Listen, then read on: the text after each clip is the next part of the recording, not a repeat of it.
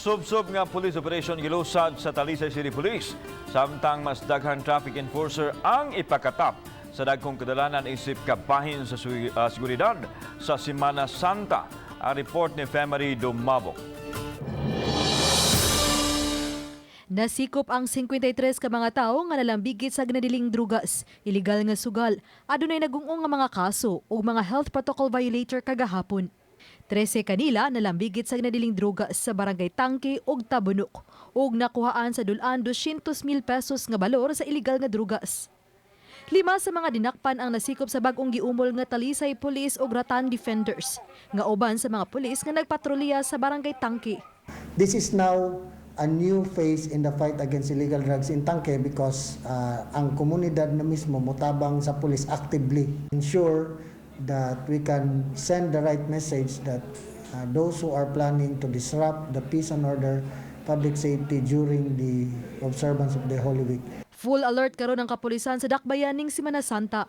O garon mas epektibo pa ang operasyon sa kapulisan sa dakbayan sa Talisay ilabi ning panahon sa Semana Santa. Ang mga pulis ang nibutang og GPS sa ilang mga sakyanan.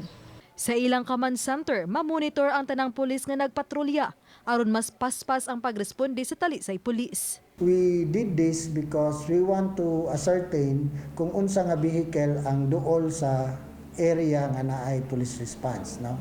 Para we could strategize the deployment.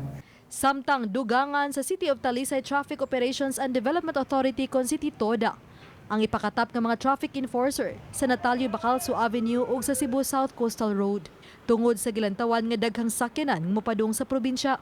Nakig-coordinate na pod mi sa among silingan nga mga lungsod like sa lungsod sa Mindanilla aron maghibaw-anay mi og unsay sitwasyon sa ilang daan didto unya amo sang paningkamutan nga among hugtan og maayo ang kining mga illegal parking. Gahapon nipahigayon og random checkpoint ang City Toda uban sa Highway Patrol Group 7 sa mga sakyanan nga miagi sa dakbayan. Samtang andam musabang pipila ka mga ambulansya sa City Disaster Risk Reduction and Management Office. Oban ni Cleofer Lumayag. Ako si Femery Dumabok. Balitang Bistak.